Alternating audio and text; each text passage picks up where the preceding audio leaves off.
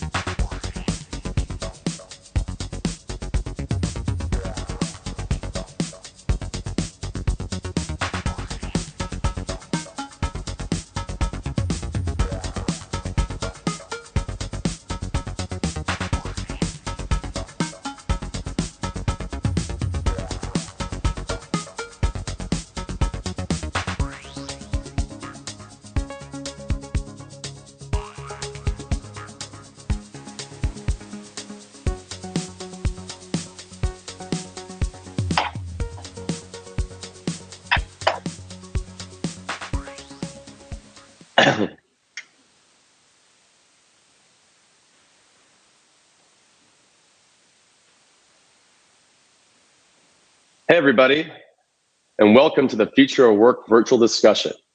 I'm your host, Todd Terrazas, and I'm the founder and executive director of a nonprofit called AILA, which currently produces content like this in a weekly series called The New Normal. We would normally host this event at one of the Google campuses in Los Angeles, but given the circumstances, we decided to pre-record a live discussion so our speakers can spend their time live chatting with you on YouTube. Wait till the end because speakers will appear live in video to answer a few of your questions from the YouTube chat and Google form in the comments. So please remember to subscribe, give us a thumbs up, and comment below and use the chat feature. But now, it is my pleasure to introduce our moderator, Psalti from Google. Eve.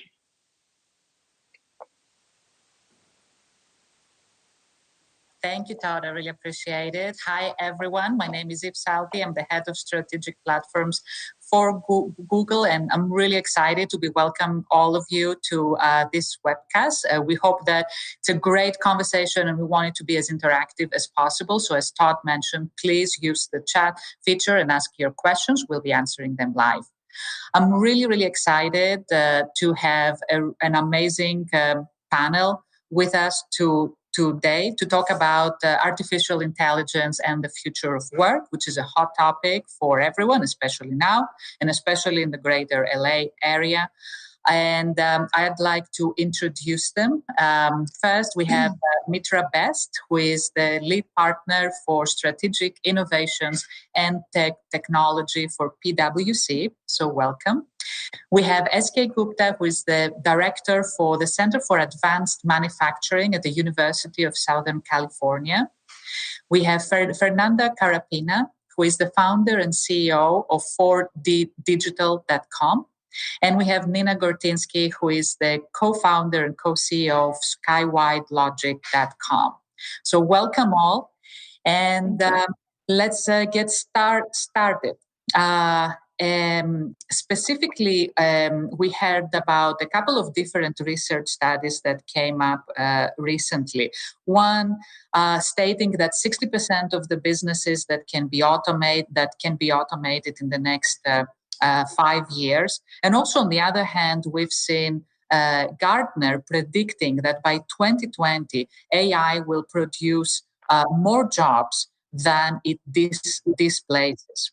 At the same time, we're living unprecedented times during a crisis that nobody really predicted and has really devastating impacts in the employability, especially in the area with unemployment reaching more than 30% here in Southern California.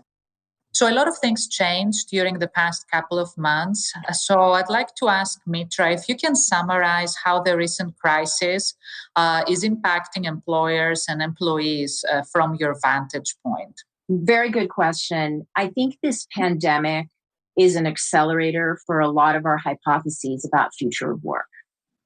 I see that it's accelerating going digital, it's accelerating going mobile, and it's accelerating that blended workforce that's a combination of humans and machines.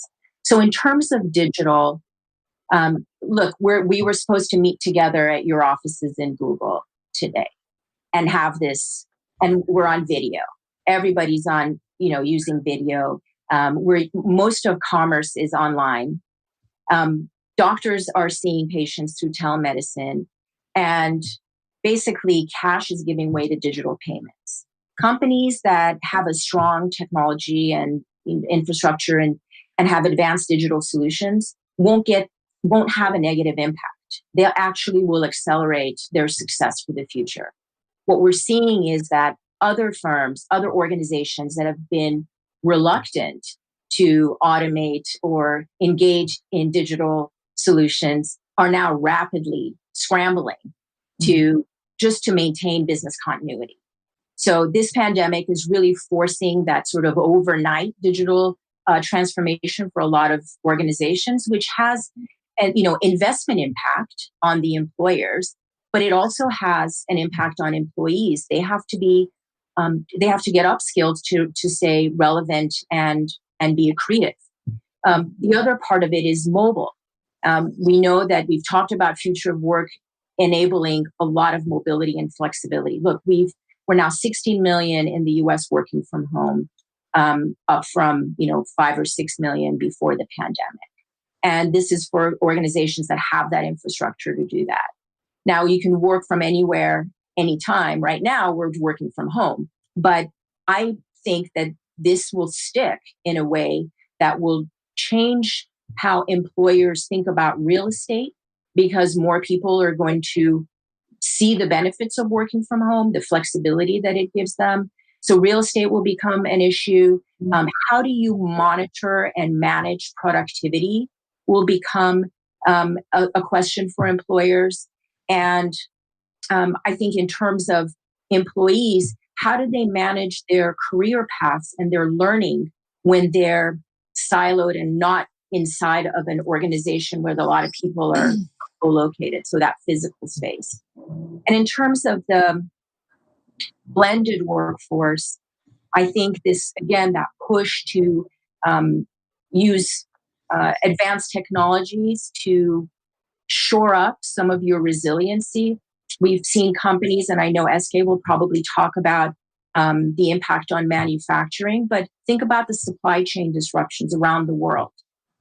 If you have more automation, more robots in your manufacturing plants, you basically are more resilient to some of these pandemics and crises that will come about. So having employers think about that blended workforce of people and machines, I think, is super important. So thank you, Mitra. This was really, really insightful. I'd like to turn to SK and ask a specific question for the manufacturing industry that we see heavily impacted by, the current crisis. We see dramatic changes in supply chain. We see increased demand for modernization and digitalization in the manufacturing industry. So I'd like to get your point of view on what are some of the short-term and the long-term impacts that you see in the manufacturing industry in specific. Thank you, Eve, for inviting me to this panel. So manufacturing had a whole bunch of challenges and issues that were emerging before. So people were concerned about actually shortage of the right kind of labor. People were also very sensitive to the cost and also quality consistency and many other factors, which were basically requiring manufacturing sector to take a look at the automation, robotics, artificial intelligence to provide solutions to those challenges. What has happened since COVID-19 crisis is social distancing requirement basically required many manufacturing operations to simply shut down. So now we have other sets of challenges. How do you even open up your operation where you really need to enforce social distancing? So meaning that even though previously you might have found that robotics and automation, you were not ready for it, or you needed a little bit more time or capital or training your workforce, now you have no other option. If you want to be in business and if you want to really enforce social distancing and be safe and make sure that you're not infecting, basically the product that you're making, then you have to start embracing robotics and automation in a big way. And the companies which were ready and they were using robotics and automation previously are much better prepared, because now what they can do is that they can start scaling those things and adopting those lessons which they already had and keep deploying more and more robotics and automation. Some of the companies which previously had stayed away from it for capital reasons or basically the workforce not being ready for it, or they were concerned about other aspects of it, are struggling, and they have to figure it out very quickly how to embrace it and get ready for it. Because a lot of ways of doing things, as they were done before, where people were working very close to each other, simply not going to be practical at this point.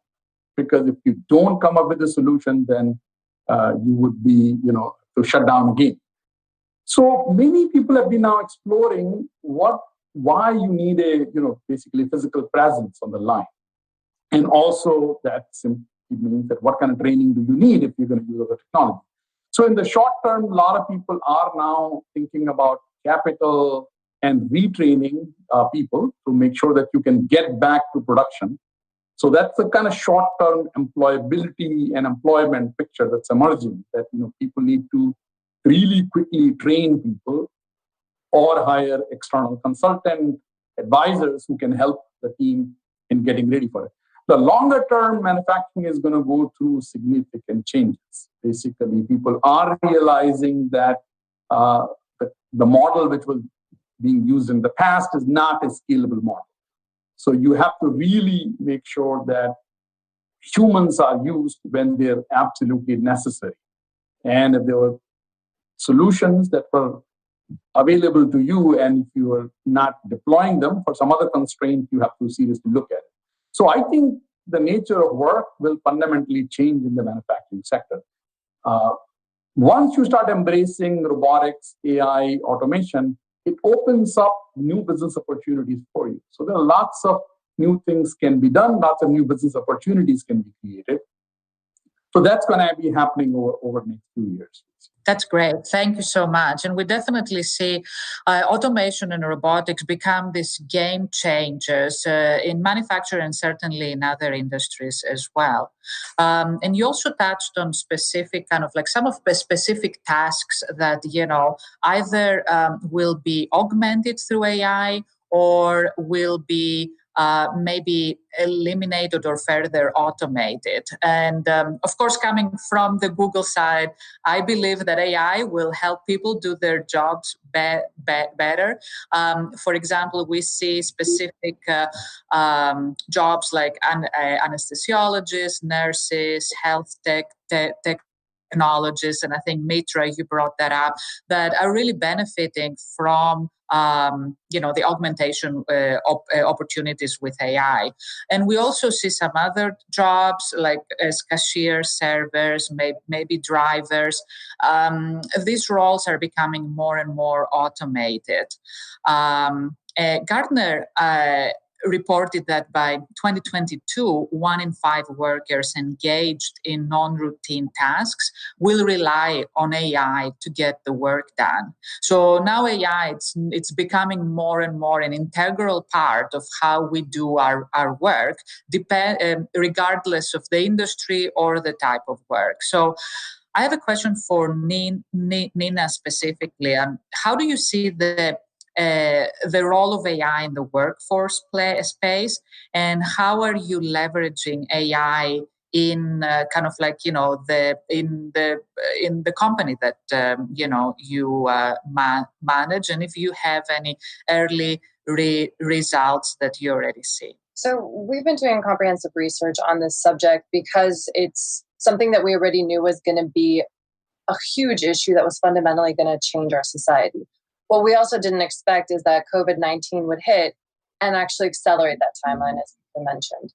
So what we started noticing was, for example, the World Economic Forum outlined that by 2022, each individual is going to have to spend 101 days of learning just to keep up with the latest technology.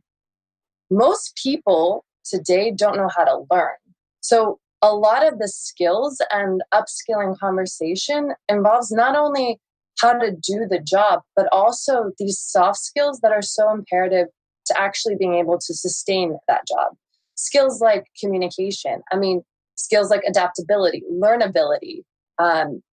It's really no longer just can you learn the job, because that job is going to be changing so quickly and so rapidly that it's more, can you adapt and are you comfortable with learning something new on a consistent basis? Because if you don't, you're going to lose that job.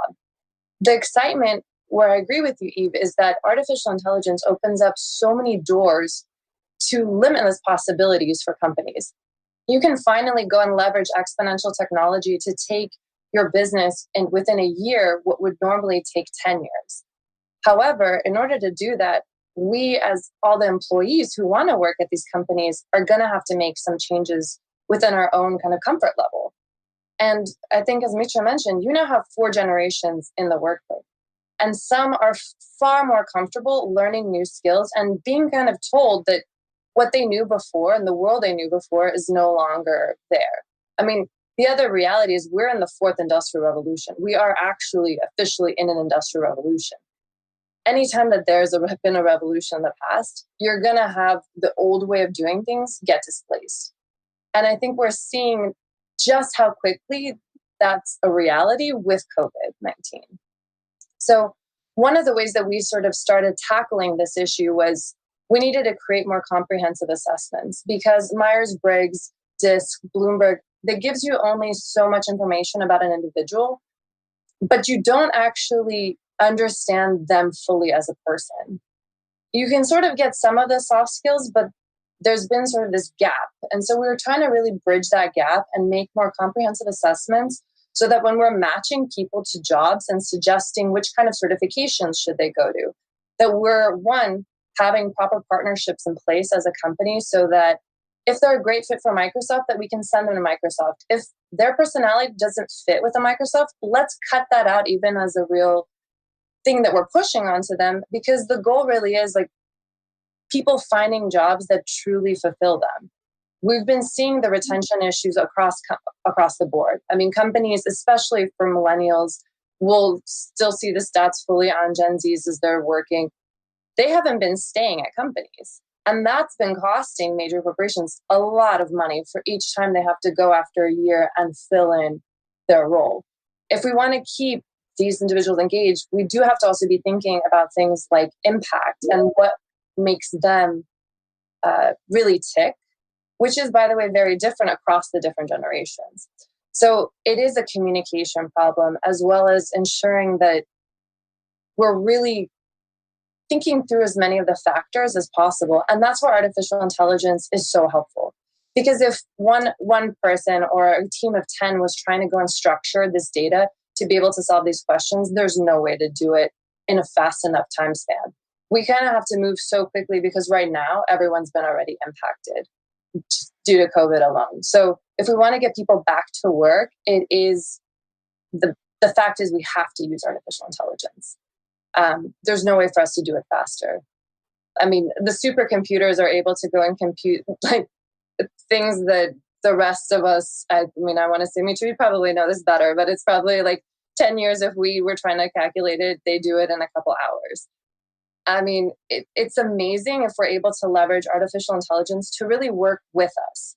It's not aimed to work against us. It's really a tool that can benefit us and give us far more holistically beneficial lives. We just have to go and set up the systems, we as individuals, because it's not artificial intelligence that's going to set up those systems. We're the ones providing the inputs for the computer. So we just have to think through what inputs are we trying to see in our society so that we can really make the right impact and see the world we want to wake up to tomorrow. You're absolutely right. Thank you so much for that. So we talked about specific roles that we see impacted from AI innovations. We also see some new professions that might be emerging because of AI. So Fernanda, from your vantage point, what do you see, which kind of like areas or roles do you see more impacted positively or negatively from AI? Well, I think that if you're in a profession where you do the same function over and over and over again, there's a lot of repeatability to the work that you do, and there is a pattern to the work that you do, then that is a perfect position that could be replaced by AI. So one example might be, for example, if you're in the legal profession, and you're a clerk or you're a paralegal, and your job is to look for certain historical cases to build a case around. Digesting huge voluminous data on historical cases is something that a computer could do relatively quickly, and you can create inputs for what it is that you're searching for, so that instead of going through 1,000 cases, you're then you have your lawyers looking at 10 cases that may be relevant. These systems are never perfect, as we were just discussing, and humans make mistakes with these inputs, and that's part of the bias problem that exists with AI and will continue to exist. And that's something we have to be really mindful of. But again, anything that is repetitive, kind of mindless work, and I don't mean to say that kind of in a derogatory way, but if there's not a lot of variation in the work that's done, if you're pushing a lot of paper, that's a perfect area for AI. Thank you so much, Fernanda. You're absolutely right. A question that I have for SK then, it's like, obviously we see the proliferation of AI and machine learning models across multiple professions and, industries and verticals. What is the role of the government in this?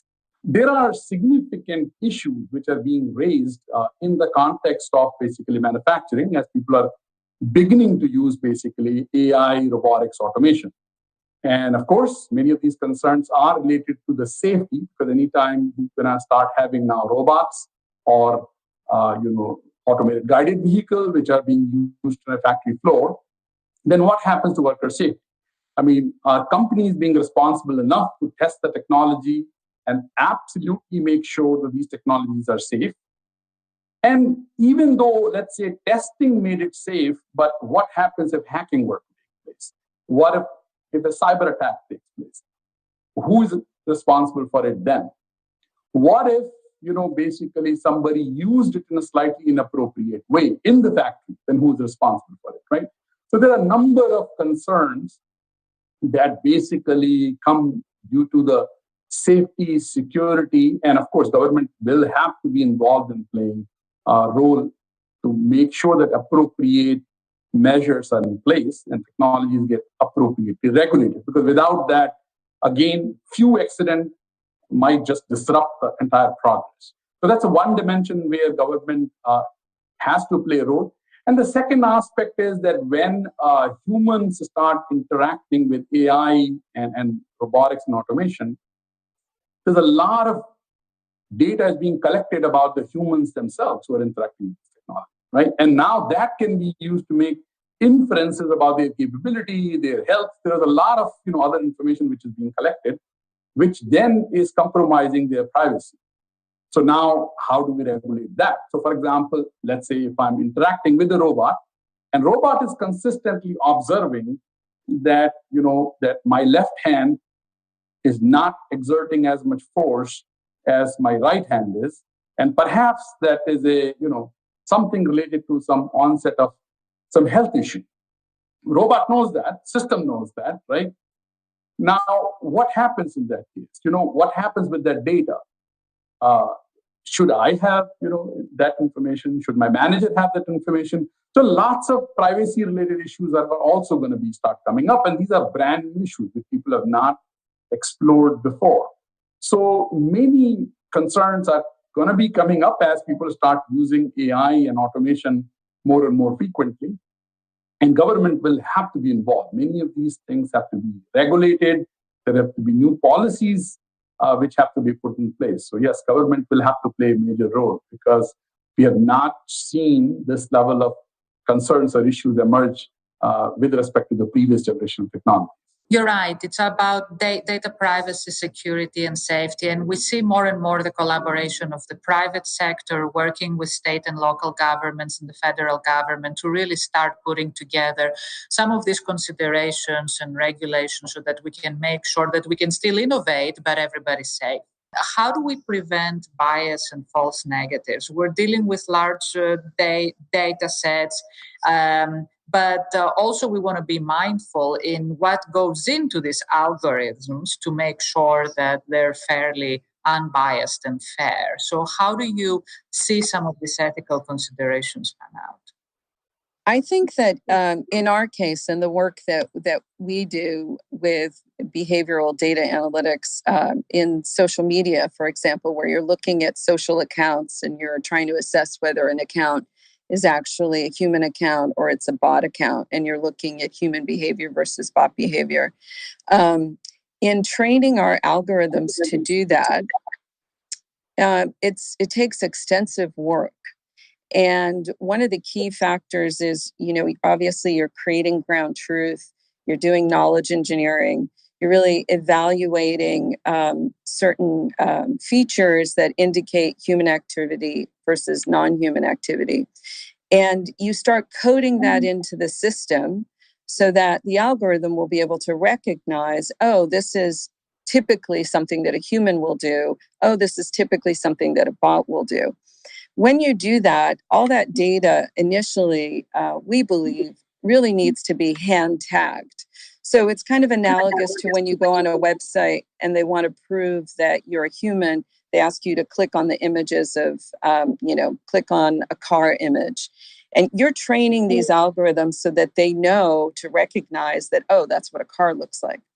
So when you have humans do this, it's important that you have diverse ages, diverse sexes, looking at this data and tagging it, because what a man is going to perceive as, let's say, a comment about family or a comment about love or something that is tied to anger and rage may be different than what a woman would do or say, and would be different than what a young person might say or do. So just like we do oftentimes, like in a perfect world where you want diversity in your representation in your workforce so that you have different voices, although we often feel that that's definitely not the case, it becomes incredibly important in algorithmic development, because otherwise your algorithms are just duplicating the biases that have existed in the workforce and in corporate America for years. So now is an opportunity for us to really tackle that. So one other consideration is the security piece of AI development, where one ethical consideration is all the good that AI can do for us as a culture and as a civilization. It also has a dark side, and it can be used by hackers to scale and to be incredibly efficient and impactful in impersonating people, in spamming people, in launching social engineering attacks. So it's incredibly important as AI innovators that we all put security at the top of the list with our product development goals so that security features are an automatic consideration and not a afterthought once a product is developed and when it's launched. Because otherwise what ends up happening is a product is released into a marketplace, people start using it, then it gets hacked, then there are lawsuits, then people go back and try to patch the problem. And given the advancement that we are now seeing, it's incredibly important that we as entrepreneurs really address that as an important priority right up front. So to add to what Fernanda was saying, and I completely agree with your assessment of how to mitigate for some of the biases, I think another way that you can do that is also to incorporate gamification and to actually leverage gamification and like the main intrinsic motivators of individuals, keeping into account that based on that gives you certain insights that you should train your algorithm, because there are inherent biases if, let's say, you're more motivated by feeling smart than by structured. But through gamification, you're actually able to slowly start teaching people to not necessarily have their same biases. Because, for example, if you go and show them hundreds of images, they're going to start picking up on their own biases and starting to change their own patterns a lot of the times. So there's like a lot of ways to also start leveraging so much of the data that we have to also start teaching people to not be as biased. And I think that's something that we're also trying to play with, of how do you start leveraging older principles of gamification put into new contexts to actually improve artificial intelligence. So I wanted to build on both Fernanda and Nina's responses to you around regulation, and also kind of piggyback off of what SK said. As a champion for innovation, people automatically assume that I'm anti-regulation. And I'm anti being controlled by anyone or any entity, but I do see the value of framework and standards as something that is important to our public safety and in general. So we have agencies like the FDA, the FCC, we have FDIC, we have a lot of agencies that are regulating different parts of our business world and our consumer world, really for the protection of its citizens. And AI and the proliferation of decision-making software, like Fernanda said, it's duplicating our biases in those, because we're humans building those tools and we're giving it the input and the data that we feel connected with. So depending on who's doing that, you're going to get that bend and that filter. But I think it's more dangerous than that. I think it's actually amplifying a lot of our biases. And so I think that's a really important part. The privacy issue that SK brought up, I think, is tremendous. We keep trading off convenience for privacy, and we can't keep going. It's like frogs in boiling water. We have to make sure that we have a balance there. And I do believe that it's a difficult challenge to solve because it's very complicated. If you ask 20 people what's fair, they're going to come up with 20 different answers at minimum. And how do you then enforce, how do you translate those social constructs of bias, discrimination, and equality into metrics and regulatory aspects? So that's why I think, back to what you said earlier, it's really important for public and private partnerships to come together here and try to solve this in a meaningful way, in a doable way, not just in a check the box kind of way, but truly meaningful, so that we don't distance ourselves from, I think, what Fernanda called the dark side, but we actually create measures to have an equitable, inclusive, and safe world to live in. Absolutely. I think you all bring up really, really great points, especially, this is a very complex issue, and it's an evolving issue because, yes, absolutely, Mitra, we have to have the right standards and frameworks, and these need to be evolving as the tech technology is evolving, as the implementations are changing. Also, there needs to be several checkpoints on all sides. On the engineering side, to make sure that this unintentional or this unconscious bias doesn't seep in. And there are checks and balances on the technology side. As we said, this is an evolving world, and we see rapid changes. They're being even accelerated now with the pandemic. So, and we see a lot of interesting scenarios how AI is kind of like seeping into everyday work and everyday life. What can we do to better prepare for these jobs of the future? Well, I'll go first. This rapid pace of technology advancement is really making it very unpredictable to know what are the future jobs. And when you think about the half-life of skills being reduced from 30 years to 5 years, what is it that you need to prepare, you need to learn to prepare for those jobs of the future? Last summer, I spoke to interns, at summer interns that were going back to university at the end of summer, a few thousand of them. And one of the questions that came up was, what should we study when we go back for our senior year to be better prepared when we get out of school?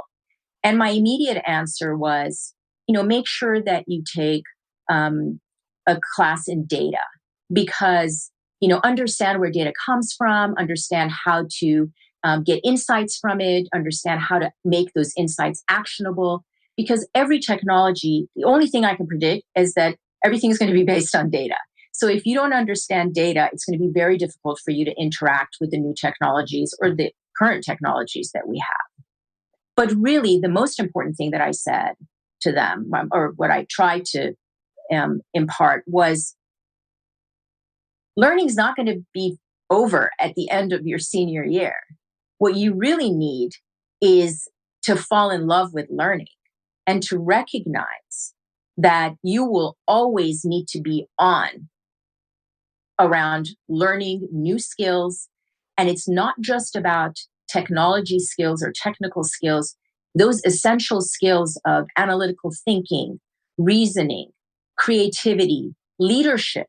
How do you mentor people? How do you collaborate effectively? How do you communicate with intent and purpose? Those are things that I think will prepare us best for the jobs of the future. To have a crystal ball and say, these are the new generation of jobs that we're going to have, it's conjecture, and we'll only come kind of close to maybe in the next 3 to 5 years. We're never going to be able to say in 10, 20 years, these are the jobs. But we know what we need to create those jobs, to create that future together, and to thrive in that future together. And I know we take that very seriously at PwC. We've pledged $3 billion to job training, kicked in last year. Last year, we trained everybody at PwC to upskill in data visualization, in storytelling, in digital storytelling, in building bots, and creating automations that are automating the processes that we work on today. But all of that infused with soft skills at the same time. So I think it's really important to make sure that agility, flexibility, and those essential skills that humans are now winning versus machines are being leveraged effectively. And lastly, I just want to mention that we at PwC just released an internal app called the Digital Fitness app that we have to measure our digital fitness and make sure that we're continuously upskilled. We just made that available to everyone. And by everyone, I mean everyone in the world. So for free. And so you can take this fitness test.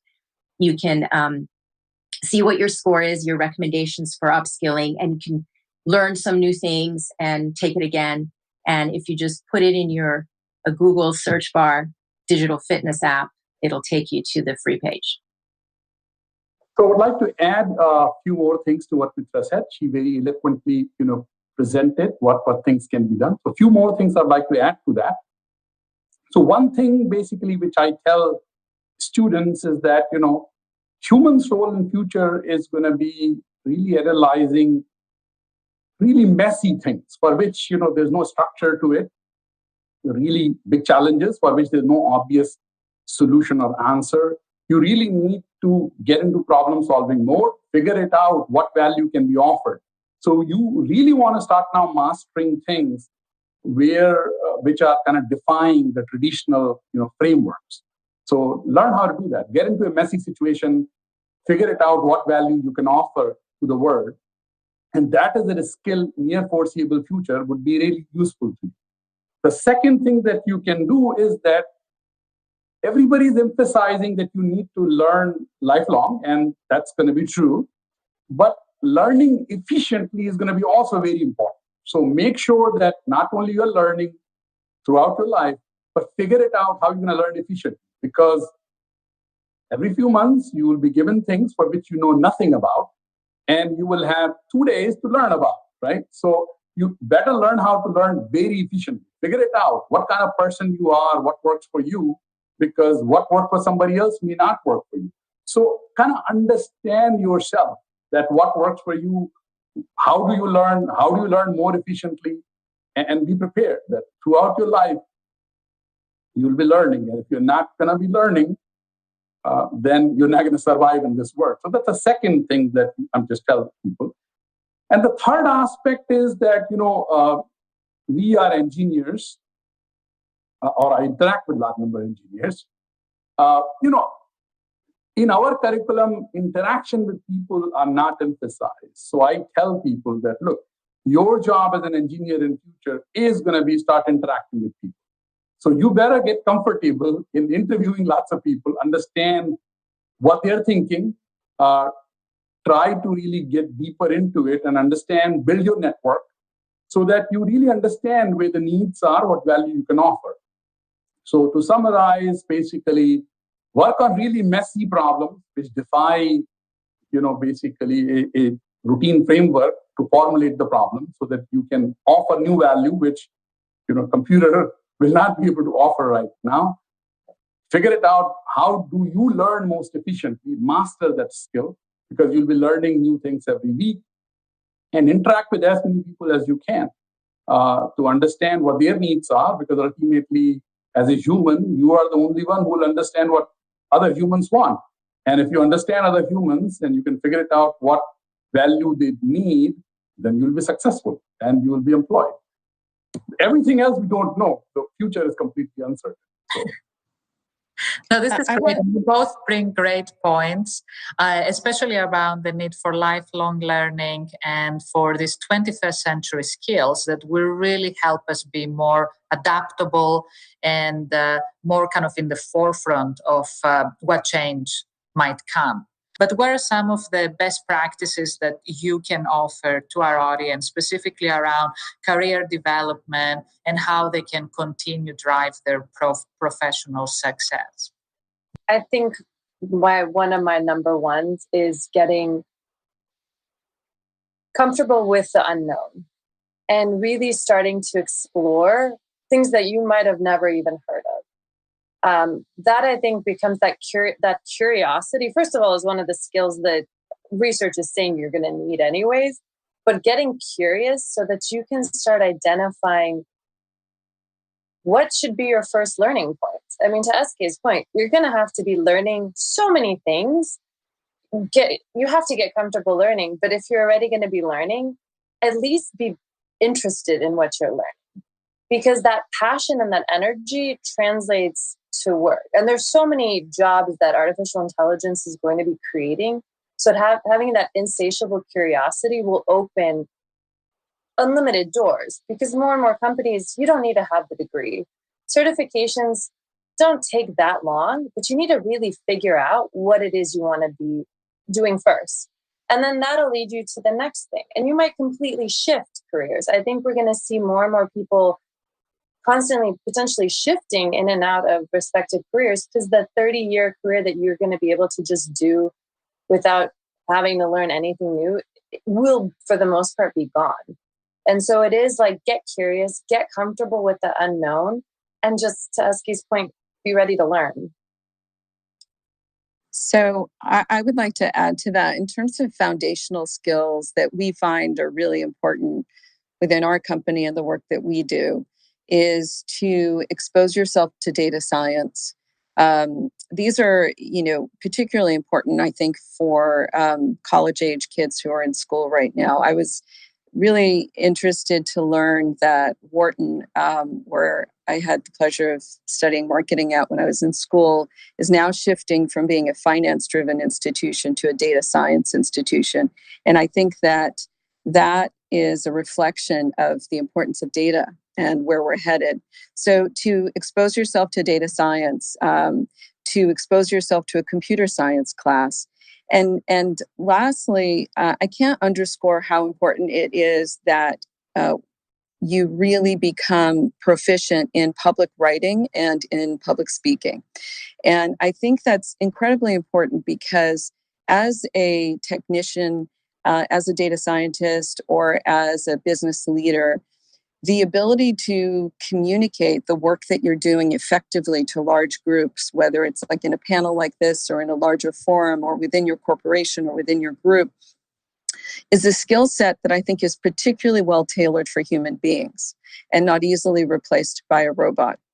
And there remains, I think, a lot of work that needs to be done in that area because you need to really partner with the individuals that are in the technology sector to be able to evaluate their work and really assess its business implications and how it can be translated into a business model and communicate that out in the marketplace.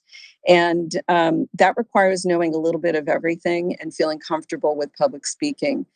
I also wanted to add that I think it's really important that as higher learning institutions really look at the future, that they not only are going to be examining how they're teaching kids, whether it's remotely and in person, but also the way they teach. Kids are really focused on getting grades. And if we continue being very grade focused, I believe that the workforce is going to be challenged in the future because what we know is that curiosity is key. You have to be really interested, engaged, problem focused in order to keep innovating. And if you ask someone who has spent 12 years doing nothing but memorizing things so that they can get an A, to then really put on that mindset, it's very difficult because it's not being reinforced in school. So I would challenge institutions to really take a look at how they're rewarding students for their learning and whether or not that's really a good fit with the talents that we're going to need down the road. And another area is within corporations or companies. And I really feel that companies need to start treating employees as intellectual property and stop putting them kind of in these boxes, like you do X, you do Y, and together we make, Z.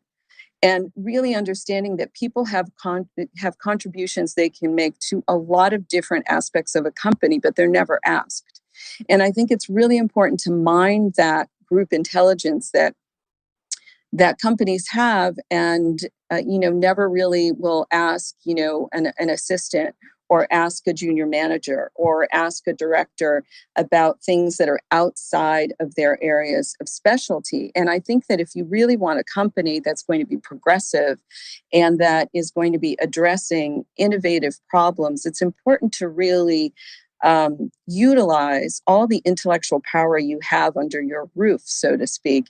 And I don't see that that's really done very often. It is done in, I think, the entrepreneurial and startup ecosystem because you have to. You only have limited number of people and you have to maximize your growth. But in corporations, I feel people get very siloed. And that's one of the reasons I think you have innovation stagnation. Thank you both for that. You definitely bring up a good point around the role of education in how we train these future workers to adapt into an ever-changing workplace. I think we'll have to leave it at that, although I think we can definitely continue, but it's time to address some of the audience questions. In closing, I want to thank the panel of experts for the conversation. Thank you so much for your insights. We had a great opportunity to discuss how AI is changing the workplace, some of the ethical considerations around how AI is built, the need for advanced skills. I think we can all agree that getting ready for the future of work requires a better understanding of the leader's ability to lead, of the employer's ability to engage and be more successful in this new world. Also that, across equity, governance, creating opportunities. So I think we have probably touched on this during our conversation. The effect of AI on jobs is absolutely within our control. And I think there is a brave new world out there that we're all co-creating and co-editing as we go. So with that, I want to thank our panel, Mitra, SK, Fernanda, and Nina for your wonderful insights. And we'll go ahead and take questions for the audience. All right. Thank you so much, Eve. That was an amazing discussion. And thank you all for engaging in the chat feature on YouTube. Again, if you've gotten some value out of this, please give a thumbs up, subscribe to our channel. But right now, we're going to get into some questions. And so first up is SK. So a question that came from the chat was, how can AI enhance people's capabilities and enable new jobs? Will soft skills be needed in the era of automation? And how can AI support job recruitment? So basically in manufacturing, what happens is that a lot of physical work is going to be automated. So robots are going to do the welding, robots are going to do sanding, polishing, these type of tasks. But historically, manufacturing has been largely about mass production. The same thing gets made and everybody gets the same thing. If you talk about any kind of customization or personalization, that's too expensive. So what happens is that once robot can do things automatically and do the physical work, then we can make personalization and customization affordable. So now it opens up an opportunity where humans can start interacting with other humans, figure it out what humans want, and start tailoring products for that. And then you can then offer people a affordable personalization. Also, you can optimize your manufacturing operations. So humans can play a big role. And since humans have to start interacting with humans, so obviously people have to master social, much better social skills and also how to interact effectively with humans. So I think AI will make people more capable and they'll be able to do much more creative things, and then it creates new business opportunities. That's how I see it. That's great. The next question is coming from the live chat as well. This is for Fernanda. Will the pandemic accelerate automation to reduce production?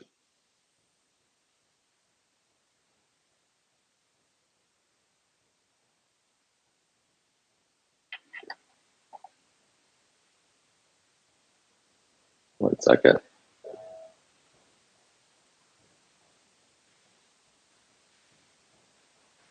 Fernanda, can you please unmute? Sorry about that. Okay. Yes, I think it definitely will have a big impact. As we've seen in education, for example, teachers and schools across the nation have had to completely redo their entire lesson plan as a unique plan to communicate via Zoom. And kids have had to learn to sit in front of a computer for 6 hours and try to stay up on their education. And as we've seen also in business, we do this all day long now. And I think as we grow and develop going forward and look for new ways to actually be efficient and productive and to minimize human contact during the pandemic, we're probably going to find that some of the benefits of this virtual interaction will stay with us. And that means that, People may have the opportunity to work from home part-time. Kids may augment their education with virtual classes as well as in-person classes. And, even the way that we now grocery shop and kind of do our own personal inventory management in our home has radically shifted. So I think there's going to be more and more digital transformation that comes out of the pandemic for sure. Amazing. Our next question will be for Nina. What technologies do you think will gain more traction now that information workers are working from home? So I think we're going to keep seeing this trend towards a human touch. Like we became so used to, especially in corporate America, of going and having email or getting on the phone. And so I do think it'll be voice, but then we're going to see video being a more commonly used thing, which I think is great because we had become, prior to COVID-19, very disconnected with how we were communicating with each other. So we're going to see this shift towards humanizing technology as much as possible. And so aside from voice, video, I think VR is another area that we're going to see emerging. Prior to the pandemic, it was already being used for learning and also for training. So I think you're going to see that continue, and then new expansions into VR so that we can at least always feel more connected. I think it is really incorporating that human touch more and more into our everyday activities and trying to cut back never having a one-on-one interaction with somebody and just using machines. Fantastic. So Mitra, given that we're living right now in seriously a global, in a depression and global unemployment rate is through the roof, do you see AI replacing more jobs, and which jobs do you believe are going to become non-existent in the near future?